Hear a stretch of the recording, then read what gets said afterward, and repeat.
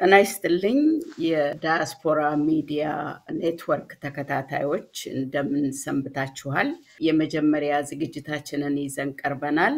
የምንወያየው በፕሬዝዳንት ትራምፕ የአሜሪካ ፖለቲካ አቅጣጫ ላይ ነው። ፕሬዝዳንት ትራምፕ ወደ ስልጣን ከመጡ ወዲህ በጣም ብዙ ለውጦችን አካሂደዋል።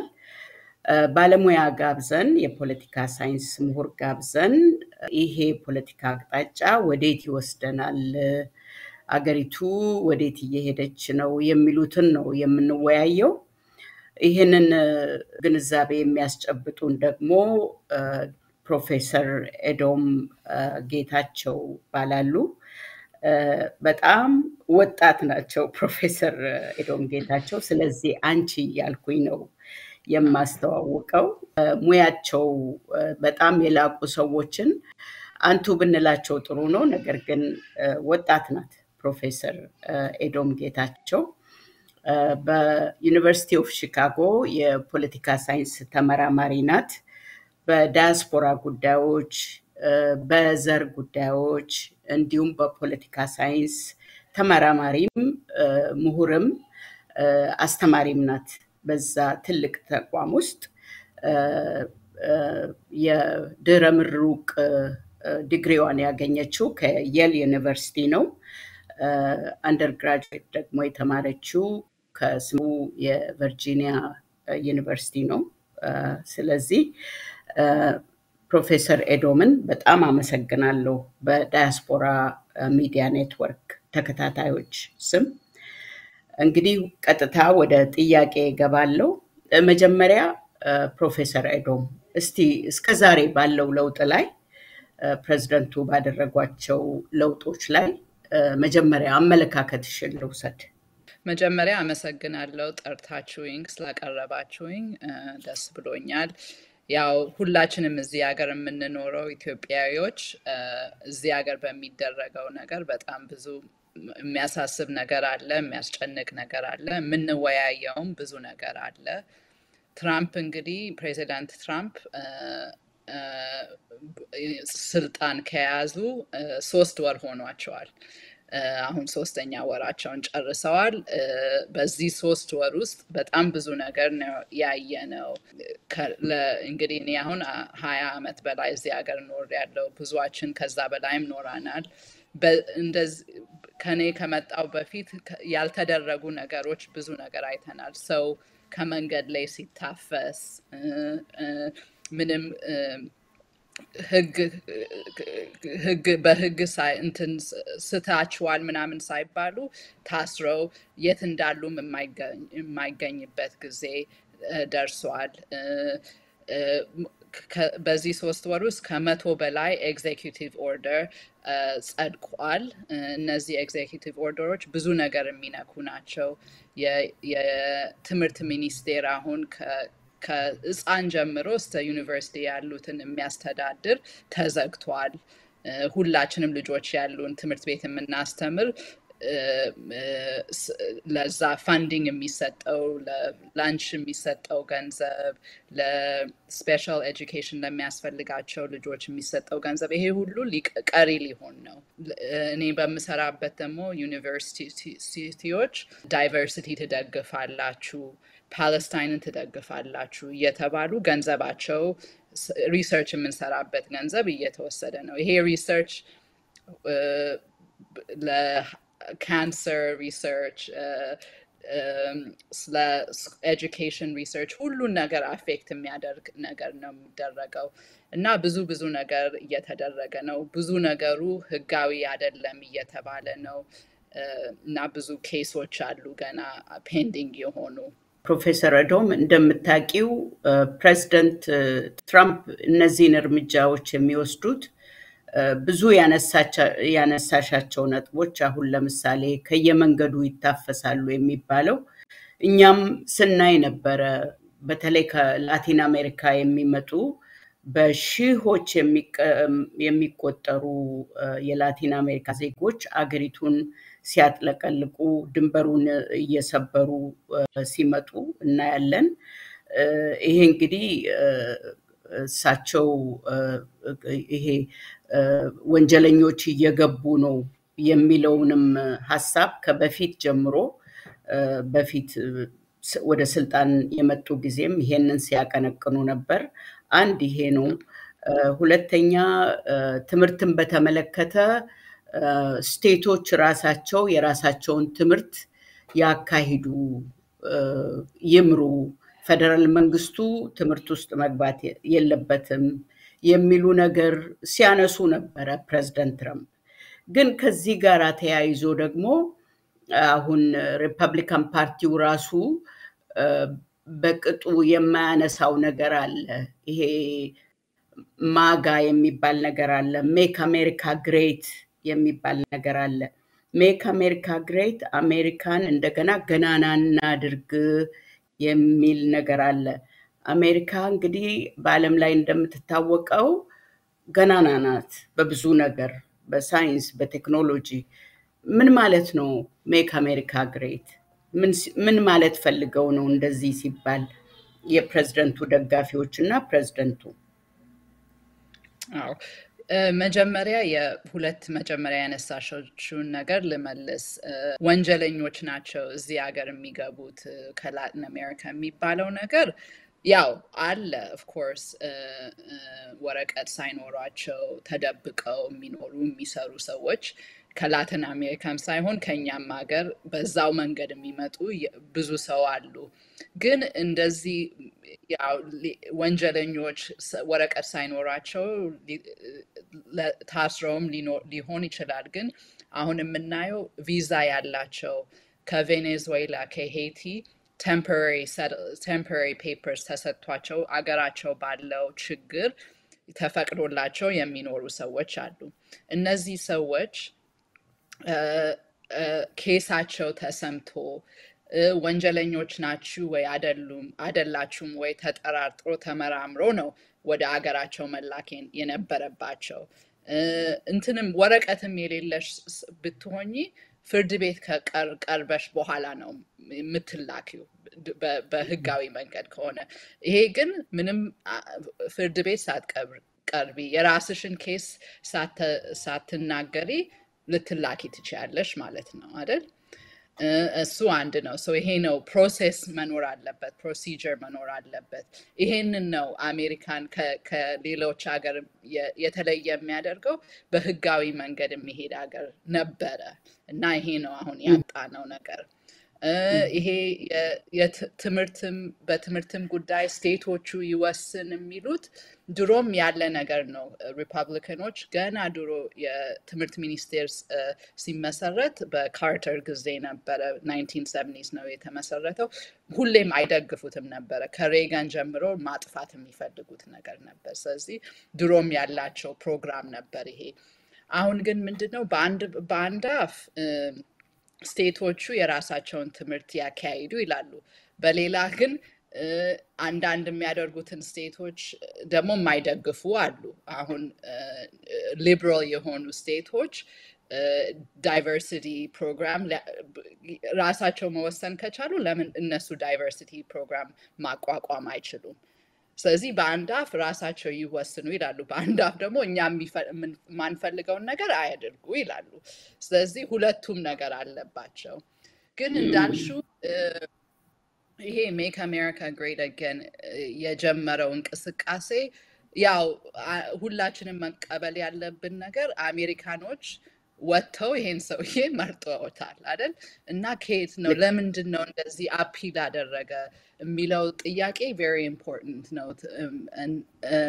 ሜክ አሜሪካ ግሬት አገን ያው እንደምናውቀው ገና 2016 በመጀመሪያው ሲወዳደሩ የፈጠሩት ስሎጋን ነበረ። ግን ከዛ ስር ብዙ ሰው ቀስቅሰዋል። በኢሚግሬሽን አገራችን እየተወረረች ነው፣ ነጭ መሆኗ ቀርቶ ጥቁርና ብራውን እየሆነች ነው የሚሉ ሰዎች አሉ። ብዙ ኢኮኖሚክሊም ያው የተቸገሩ ኤሪያዎች አሉ አሜሪካዎች እና ይሄንን ችግር በአገሪቷ ባለችው ለውጥ በተለይ በኢሚግራንት የመጣ ለውጥ ነው ብለው የሚያምኑ ሰዎች አሉ። ይሄንንም ፍልስፍና ነው እነ ፕሬዚደንት ትራምፕ አብረውት የሚሰሩም ሰዎች የተናገሩት ገና 2016 ሲወዳደሩ ጀምረው ይሄ እንቅስቃሴ ያው ብዙም ሌላ ኮንሰርቫቲቭ የሆነ ቫልዩስ አብሮ የተያያዘ አለ ስለዚህ ኢሚግራንቶች ነው አንደኛው ሁለተኛው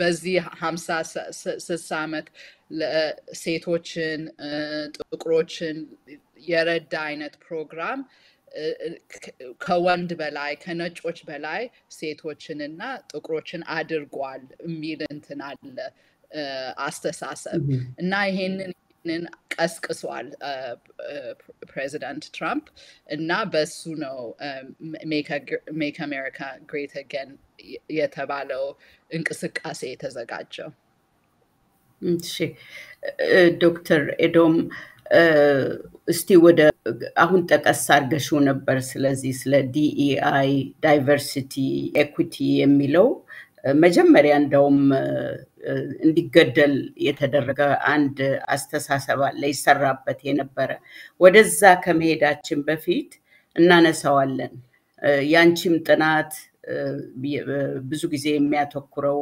እንደዚህ የሬስ እና የኩልነት ጉዳይ ላይ ስለሆነ እናተኩርበታለን በምርጫ ቅስቀሳ ሰሞን ዴሞክራቶች በብዛት ያነሱት የነበረው ምንድነው ፕሮጀክት 2025 የሚባል ሲያነሱ ነበር አሁን ፕሬዝዳንት ትራምፕ ወደ ስልጣን የመጡ ጊዜ ወደ ስራ ላይ እየዋለ ያለው እዚህ ፕሮጀክት 2025 ላይ ያለ ፕሮግራም ነው እየተባለ ነው በተቺዎች የሚነገረው እና ፕሮጀክት 2025 እና ማጋ ሜክ አሜሪካ ግሬት ግንኙነታቸው ምንድነው Okay, እንዳልኩት ሜክ አሜሪካ ግሬት አገን ገና 2016 የመጀመሪያው ጊዜ ፕሬዚዳንት ትራምፕ ለፕሬዚደንትነት ሲወዳደር ኦርጋናይዝ ያደረገው እንትን ነው ፕሮግራም ነው ያኔ ግን ብታስታውሱ ለመጀመሪያ ለአራት ዓመት ፕሬዚዳንት ሲሆን ብዙ ነገር ሊያደርጉ አልቻሉም ስለ ኢሚግሬሽንም አውርተው ነበረ ሌላም ነገር እንትን ለመቀየር ሐሳብ ነበራቸው ግን ብዙ ነገር ሳይፈጽሙ ነው ከ2020 የተሸነፉ ፕሮጀክት 2025 ሁሉን ነገር አጠቃሎ የኮንሰርቫቲቭ ፕሮግራም ነው ይሄ ፕሮግራም ሄሪቴጅ ፋውንዴሽን የሚባል ኢንስቲትዩሽን አለ ኮንሰርቫቲቮች እንደ ኖን ፕሮፊት ነው ተመራማሪ ሪሰርቸሮች ፖሊሲ የሚጽፉ ሰዎች እዛ ውስጥ ይሰራሉ ይሄ ፕሮጀክት 2025 እንደሰማችሁት 300 ገጽ ፕሮግራም ነው ሁሉን ነገር በኢሚግሬሽን የሚደረገውን በትምህርት የሚደረገውን በኢኮኖሚ ፖሊሲ የሚደረገውን ሁሉን ነገር አስበውበት እንትን አውጥተዋል ፖሊሲ አውጥተዋል እኔም ራሴ 300 ገጹን አላነበብኩትም ግን አንዳንዱን ፖይንት አይቼዋለሁ በጣም ሁሉን ነገር አጠቃለው አሜሪካን ለቦታዋ ለመመለስ እኛ ያለንን አይዲያ አሜሪካ ምንድናት የሚለውን በዚህ ፕሮግራም ነው የምንመሰርተው ብለው ያወጡት ፖሊሲ ፕሮግራም ነው እነዚህ ሰዎች ይሄንን የጻፉት መጀመሪያ ታስታውሱ ይሆን ፕሬዚደንት ትራምፕ ሲወዳደር ከዚህ ፕሮግራም ጋር ምንም ግንኙነት የለኝም ብለው ነበር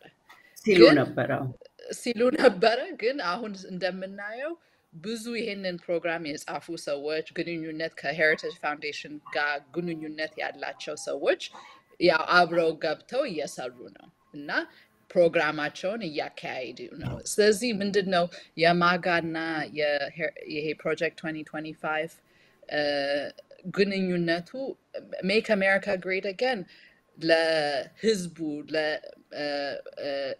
እንቅስቃሴ በሱ ስም እየተደረገ ነበር ይሄ እንቅስቃሴ ከ8 ዓመት በላይ ሆኖታል እና ሁሉም ሰው ይሄ ሜክ አሜሪካ ግሬት አገን የሚሉት ኮፍያ የሚያደርጉት ሰልፍ የሚወጡት ትራምፕ ንግግር ሲያደርግ የሚመጡት ሰዎች ሁሉን ነገር ፕሮጀክት 2025ን ላያውቁት ይችላሉ እነሱ ያው አገራችን ተበላሽታለች አገራችን ተወራለች ምናምን ብለው ቢያምኑም ሁሉን ነገር ፕሮጀክት 2025 ውስጥ ያለውን ላያውቁትም ላይደግፉትም ይችላል አሁን for example social security ሊቀንሱ ያስባሉ Medicare and Medicaid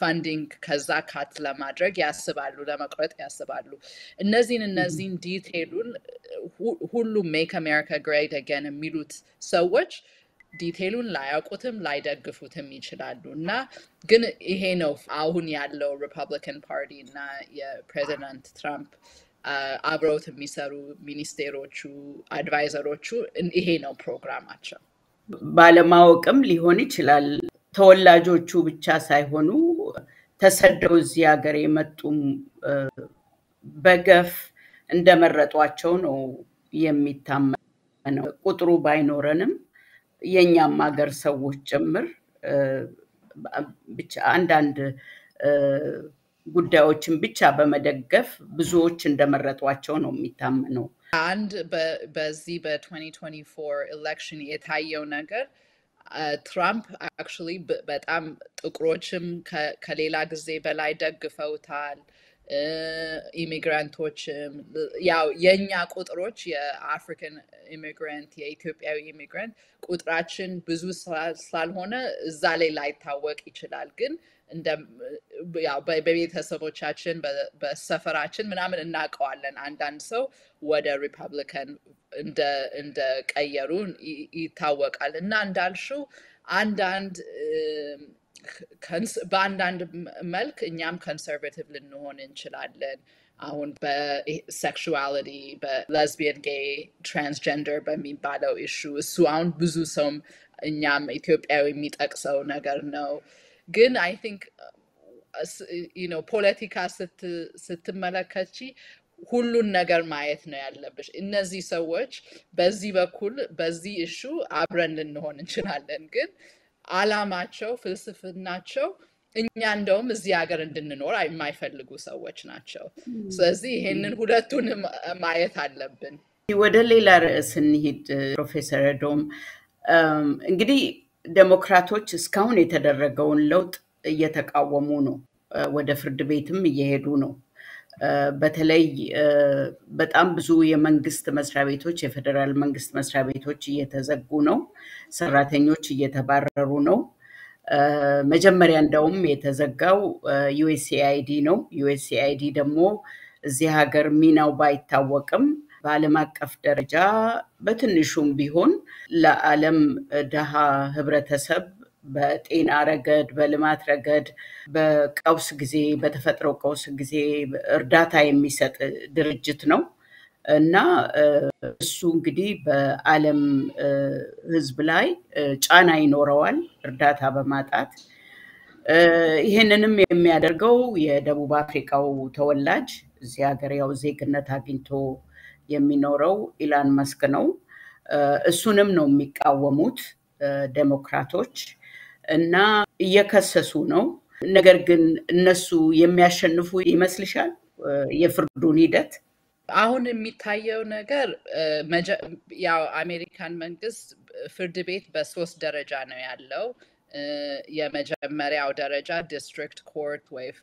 ነው ከዛ አፔሌት ኮርት አለ ከዛ ያው መጨረሻ ሱፕሪም ኮርት አለ የሚታየው ብዙ ጊዜ በመጀመሪያው ደረጃ እየተሸነፉ ናቸው እነ ትራምፕ በብዙ የአውስታውን ያጸደቁት ኤግዜኪቲቭ ኦርደር ኢሊጋል ነው አንሎፉል ነው አንኮንስቲቱሽናል ነው እየተባለ እንዲያቆሙ ዳኞች እንትን ብለዋል ፈርደዋል ግን ሁለት ጥያቄ አለ ገና መልሱንም አናውቀው ይሄ እነዚህ ኢሹዎች ያው አፒል እየተደረጉ ሱፕሪም ኮርት ጋር ሲቀርቡ ሱፕሪም ኮርቱ እንደምናውቀው ስድስቶቹ ሪፐብሊካን ናቸው ሶስቶቹ ዴሞክራት ናቸው እና ሁሌ እነዚህ ሪፐብሊካኖች ያው ለፕሬዚደንት ትራምፕ ከፈረዱ ይሸነፋሉ ማለት ነው እነዚህ የሚመጡት ቻሌንጆች ሰው አንድ እሱ ጥያቄ አለ አንዳንድ ጥሩ ሳይን አይተናል ያው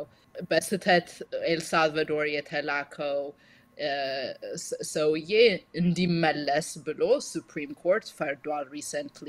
እሱ ጥሩ ምልክት ይመስለኛል። ግን ገና አናውቀውም እና አንዳንዴ ከፕሬዚደንት ትራምፕ ጋር ለሱ እየፈረዱ ነው፣ አንዳንዴ ደግሞ ለቻሌንጀሮቹ እየፈረዱ ነው። እሱ አንድ ጥያቄ ነው።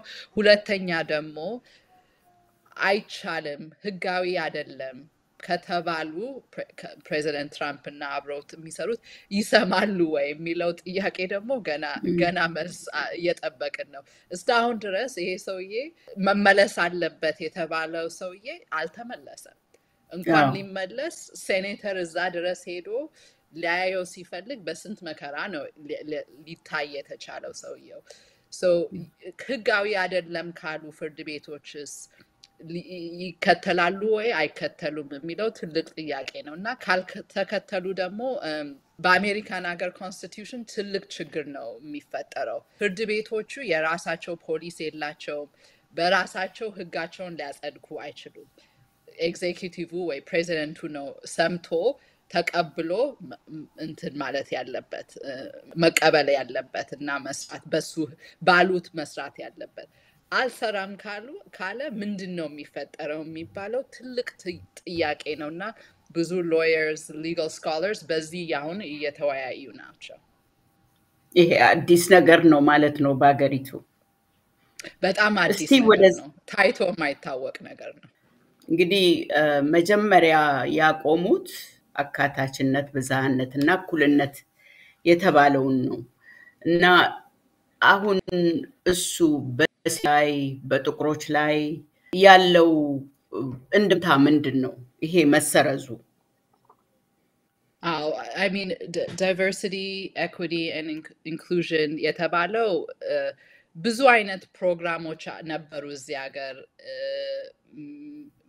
በመስሪያ ቤትም በትምህርትም ቢሆን ማይኖሪቲ የተባሉ ጥቁሮች፣ ኢሚግራንቶች፣ ላቲን አሜሪካን or ሂስፓኒክ የሚባሉ ኤዥን አሜሪካን፣ እነዚህም ሰዎች ያው ቁጥራችን ትንሽ ነን፣ የዚህን ሀገር ታሪክ እናውቃለን። ከመንግስትም ቢሆን ከትምህርት ቤትም ቢሆን እነዚህ አይነት ሰዎች እንዳይገቡ የተከለከሉበት ጊዜ ነበረ። አሁን ከእነዚህ ቦታዎች ዩኒቨርሲቲም ቢሆን ፐብሊክ ስኩልም ቢሆን ለሁሉም ሰው ክፍት ናቸው። ግን ኦፕንም ቢሆኑ እንዴት ነው እነዚህ ሰዎች እነዚህ ቦታ ገብተው ሰክሰስፉል የሚሆኑት? ለሹመትም እንዴት ሊቀርቡ ይችላል? ባለንበት ቦታም ሁላችንም እኩልነት ተሰምቶን ስራችንንም ትምህርታችንን እንዴት እናካሄዳለን በሚለው questionዎች ናቸው ዳይቨርሲቲ ኤኩዊቲ ኢንክሉዥን ፕሮግራሞች የተመሰረቱት። በፌደራል መንግስቱም ነበረ እንደዚህ አይነት ፕሮግራም በየዲፓርትመንቱ። መጀመሪያ ያደረጉት ያው መንግስቱ የነሱ ስለሆነ በመንግስት ሰረዙት። እነዚህ ቃላቶች ዌብሳይት ላይም ሊገኙ አይችሉም ብለው ዌብሳይት እየፈለጉ እየሰረዙ ነበረ። ከዛ በሁለተኝነት ደግሞ K-12 education ያው ፐብሊክ ስኩልስ እና ዩኒቨርሲቲዎች እንደዚህ አይነት ፕሮግራም ካላቸው ገንዘብ አያገኙም አሉ። ዩኒቨርሲቲ በፕሬዚደንት ትራምፕ የተቀጣ ጆንስ ሆፕኪንስ ዩኒቨርሲቲ ነው። ጆንስ ሆፕኪንስ ዩኒቨርሲቲ አርትስ ኤንድ ሳይንስስ ኮሌጅ ኦፍ አርትስ ኤንድ ሳይንስስ የሚባለው ዲቪዥን ውስጥ 1700 ፕሮፌሰር ነው ያለው። ከ1700 ፕሮፌሰር ኦንሊ 30 ብቻ ናቸው ጥቁሮች። ስለዚህ እነሱ የሚሉት እነዚህ ዳይቨርሲቲ ፕሮግራም ሁሉን ስራ ለሴቶች ለጥቁሮች እየሰጡ ነው እና የሀገሩ ነጭ ሰው ቦታ አጣ። ደግሞ እነዚህ ፕሮግራሞች የኛን ታሪክ በትክክለኛ እየተናገሩ አይደለም። በተደረገው በሬሲዝም በባርነት ያለውን ችግር በጣም ብዙ ጫና ሰጥተው ይናገራሉ ምናምን የሚል ፍልስፍና ነው ያላቸው። ግን እስካሁን ድረስ የነዚህን ፕሮግራም ሂስትሪ ብናይ ገና ስራቸውን የጀመሩ ፕሮግራሞች ናቸው። ገና ለውጥ ያላመጡ ፕሮግራሞች ነበሩ እና አሁን ይሄ ነው ምንድነው ችግሩ? ያላትን ትንሽ በሯ ትንሽ የተከፈተውን ሊዘጉት ነው። ያቺም ትንሽ ያገኘነውን አቅጣጫ ክፍተት እየዘጉ እየመጡ ነው። እድሉን እየዘጉ እየመጡ ነው እና ግን ፕሮፌሰር ኤዶም ሲጀመር ይሄ እድል ተደልቶላቸው ሳይሆን እነኚህ ማይኖሪቲ ሰዎች እዛ ቦታ ላይ የሚገቡት ተደልቶላቸው ሳይሆን በችሎታቸው ነው አይደለም እንዴ? ኦፍ ኮርስ ማንኛውም ሰው አሁን እኛም ብንሆን ስራ አድቨርታይዝ ስናደርግ ምናምን ያው ዳይቨርሲቲ one of our principles ብለን እናቀርባለን ስራውን። ግን ዳይቨርሲቲ ፕሪንሲፕል ነው ማለት ያልቻለ ችሎታ የሌለውን ሰው እንቀጥራለን ማለት አይደለም። ግን ዳይቨርሲቲ ምንድነው? ፍልስፍናው ምንድነው? ከብዙ አይነት ባክግራውንድ ሰው ሲመጣ ስራውን አክቹዋሊ በጥሩ ሁኔታ ሊሰራ ይችላል ማለት ነው። የኔ ፐርስፔክቲቭ ካለኝ ሂስትሪ ካለኝ ኤክስፒሪየንስ አብሮኝ ከሚሰራ ሰው ይለያል። አብረን ስንሰራ የሁለታችን ፐርስፔክቲቭ አብሮ ሲቀርብ ያንን ስራ አብረን በደንብ ልንሰራ እንችላለን። የተሻለ አስተያየት ይኖረናል ነው ዳይቨርሲቲ ማለት እሱ ነው። እና ይሄንን one of the considerations ነው እንጂ ዳይቨርሲቲ ብቻ አይቶ ማንም የሚቀጥር የለም። በዩኒቨርሲቲ ደረጃም ይሁን በመንግስትም ደረጃ ይሁን ይሄ one of the considerations ነው። ከዚሁ ጋራ በተያያዘ ለምሳሌ ቀደም ብሎ በቴክሳስ ለምሳሌ ስለ ጥቁር ታሪክ የሚናገሩ መጽሐፎች ከላይብረሪ እንዲነሱ ከትምህርት ገበታ እንዲነሱ ተደርገዋል። አሁን ደግሞ አንዳንድ ለምሳሌ ብላክ ሂስትሪ መንት የሚባል ፌብሩዋሪ የጥቁር ታሪክ የሚታወስበት ወር ነው። የነ ዶክተር ማርቲን ሉተር ኪንግ በዓል በየዓመቱ ሁኔታ አለ። እንዲህ አይነቶቹ ነገሮች እንዲቀሩ እየተባለ ነውና ለዚህስ ምክንያቱ ምንድነው? ያው እነሱ የሰጡት ምክንያት ይሄ እንደዚህ አይነት ታሪክ ማውራት ማስተማር እየከፋፈለን ነው። አሜሪካዊነታችንን ቀርቶ ወይ ጥቁር ነኝ ወይ ነጭ ነኝ ወይ ላቲን አሜሪካን ነኝ ይሄንን አይነት አይደንቲቲያችንን እያጠነከረ አሜሪካንነታችንን እያስረሳን ነው የሚሉት እነሱ። ግን አይ ቲንክ ይሄ በተለይ ስለ ብላክ ሂስትሪ ማስቀረት የፈለጉት ወደ 2020 ነው የጀመረው። የምታስታውሱ ከሆነ በመጀመሪያው አድሚኒስትሬሽን በመጀመሪያው ትራምፕ ፕሬዚደንሲ 2016 ሲገቡ እንደዚህ አይነት ብዙም ወሬ አልሰማንም ነበር። 2020 ምን ተቀየረ ታስታውሱ ይሆናል። ጆርጅ ፍሎይድ የሚባል ጥቁር ሰው ሚኒሶታ ውስጥ ተገደለ። ያኔ ብዙ እንቅስቃሴ ተደረገ። በየከተማው ሰው ሰላማዊ ሰልፍ ለስንትና ስንት ቀን ይወጣ ነበረ። ያኔ የሚወጡት ሰዎች ሲታዩ ጥቁሮች ብቻ አይደሉም፣ ነጮችም ይወጣሉ። ሁሉ ሰው ተሰባስቦ ይወጣ ነበር እና ይሄ ኤጁኬሽን ፖሊሲ ላይ በተለይ በጣም የሚሰራ አክቲቪስት አለ፣ ኮንሰርቫቲቭ ነው፣ ክሪስቶፈር ሩፎ ይባላል። ለኒውዮርክ ታይምስ በጣም ጥሩ ኢንተርቪው ሰርተዋል ከሱ ጋር እና ለምንድን ነው ያስፈለገው እንደዚህ አይነት ኤጁኬሽን ፖሊሲ ውስጥ ገብቶ መጽሐፍ ባን ማድረግ ብላክ ሂስትሪ መንት መሰረዝ ምናምን ለምን አስፈለገ ሲባል ምን አለ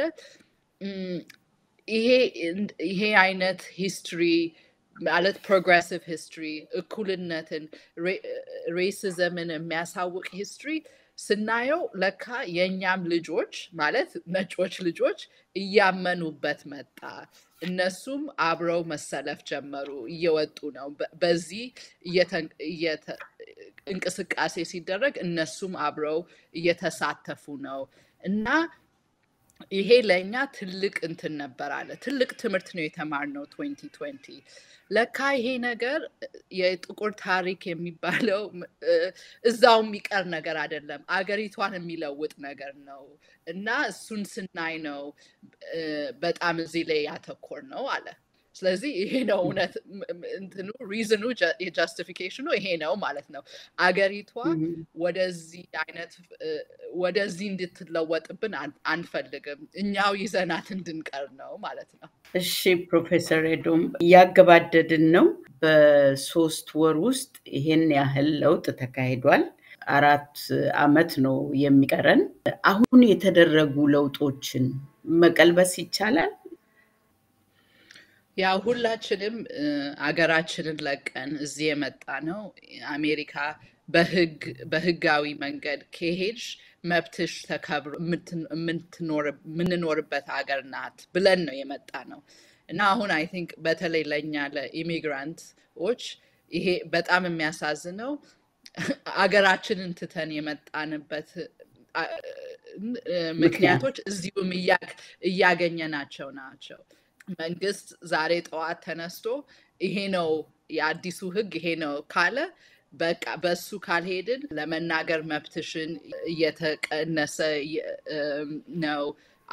እንደኔ አይነት ፕሮፌሰሮች አሁን ብዙዋችን እንፈራለን አክቹሊ ወተን ለመናገር ሐሳባችንን ለመግለጽ በኦፒኒየንም ይሁን በምንም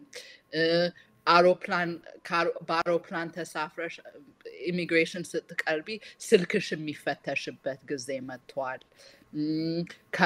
ቪዛ ይዘሽ ወይ ግሪን ካርድ ይዘሽ አገር ውስጥ ልትገቢ ሊከለክሉሽ ይችላሉ እና ይሄ ሁሉ ነገር የምናየው የኦቶሪታሪያን መንግስት ቀስ በቀስ አሜሪካን ሀገር እየመጣ ነው።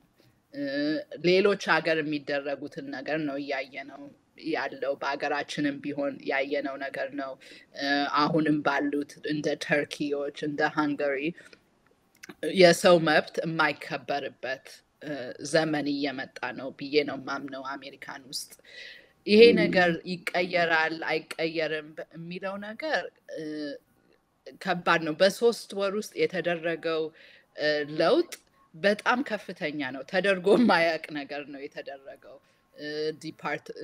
እንዳልሽው ዩኤስኤድ ለ67 ዓመት ያገለገለ ተቋም በአንድ ቀን መጥቶ ማፍረስ፣ የትምህርት ሚኒስቴር በአንድ ቀን መጥቶ ማፍረስ እና አሁን ቤስት ኬስ ሴናሪዮ የሚመጣው ምንድነው? ከ2 ዓመት በኋላ 2026 ሚድ ተርም ኤሌክሽን አለ። ዴሞክራቶቹ እድል አላቸው ኮንግረስን እንደገና ለመውሰድ። እሱን ከወሰዱ ብዙ የሚደረገው ነገር እስካሁን ኮንግረስንም አይጠይቁም። ራሳቸው ከላይ ነው የሚያደርጉት፣ ራሳቸው ነው የሚያጸድጉት። ግን አትሊስት ከያዙ ዴሞክራቶች ከያዙ ትንሽ ፍርሃት ሊኖራቸው ይችላል። እንዴ አገሪቷ እየወደደው አይደለም የምናደርገውን ነገር ብለው ሰብሰብ ሊሉ ይችላሉ። አንድ እሱ ነው።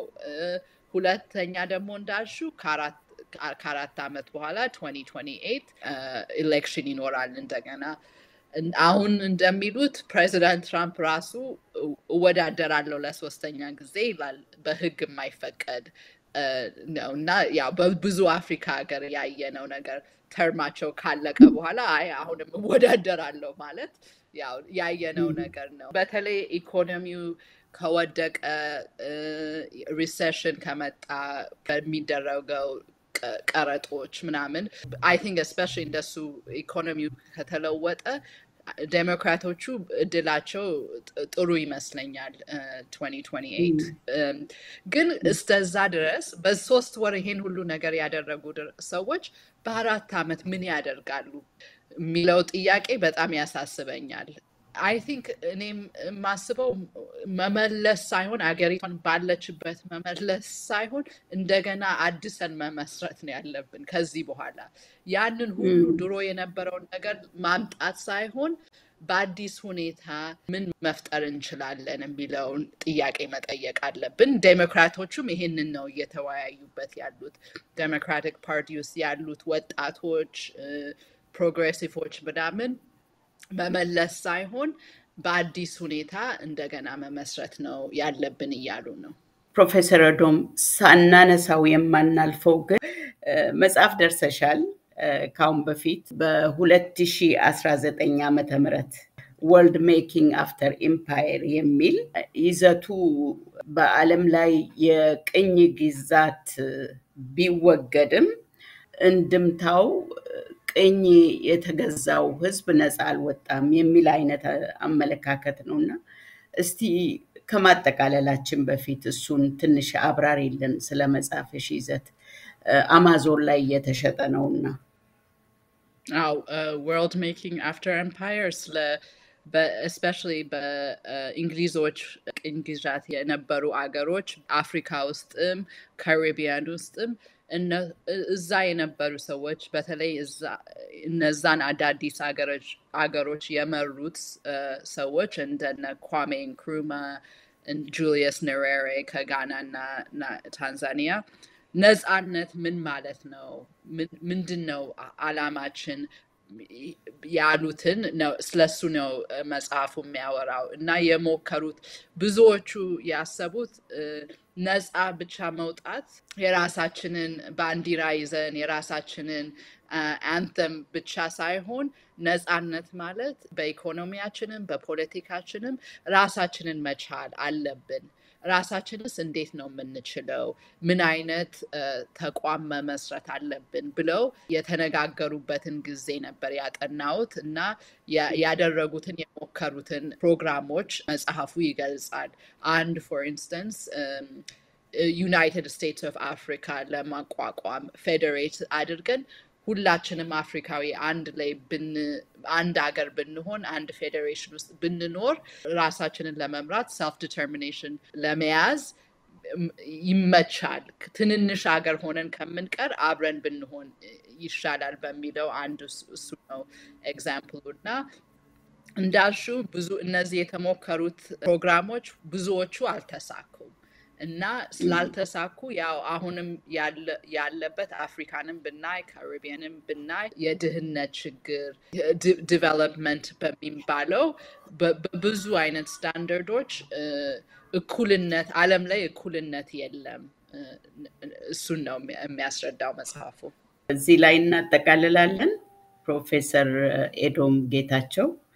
በዩኒቨርሲቲ ኦፍ ሺካጎ የፖለቲካ ሳይንስ ተመራማሪ የዳያስፖራ እንዲሁም የዘር ጉዳዮች አጥኚ በጣም አመሰግናለሁ ለዳያስፖራ ሚዲያ ኔትወርክ ሰፋ ያለ ጊዜ ሰጥተሽ ከኛ ጋር ስለተወያየሽ በጣም አመሰግናለሁ በተመልካቾች ስም እና ተመልካቾች ደግሞ እንድናዘጋጅላችሁ የምትፈልጉት ፕሮግራም ካለ 5126774634 ላይ ደውላችሁ አሳውቁን ፕሮግራማችንን ከወደዳችሁ አስተያየታችሁን ስጡን እንድናርም የምትፈልጉትም ካለ አሳውቁን እናመሰግናለን ስለተከታተላችሁን እግዚአብሔር ይስጥልኝ ትዝታ በላቸው ነኝ መልካም ቆይታ ደህና ዋሉ